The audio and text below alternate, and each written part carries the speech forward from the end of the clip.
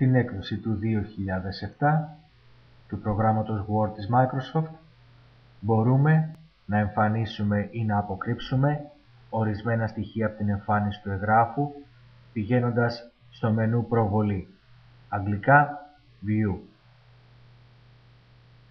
Εκεί αλλάζουν τα εικονίδια που εμφανίζονται ακριβώς από κάτω, δηλαδή στις γραμμές εργαλείων, οπότε μπορούμε να ενεργοποιήσουμε κάνοντας κλικ στο αντίστοιχο πεδίο που μας ενδιαφέρει.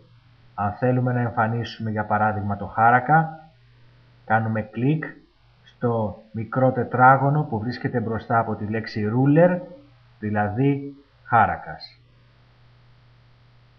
Αυτόματα βλέπουμε ότι εμφανίστηκε πάνω από το πλαίσιο τη λευκή περιοχή, εμφανίστηκε ο οριζόντιος και επίσης ο κατακόρυφος χάρακας.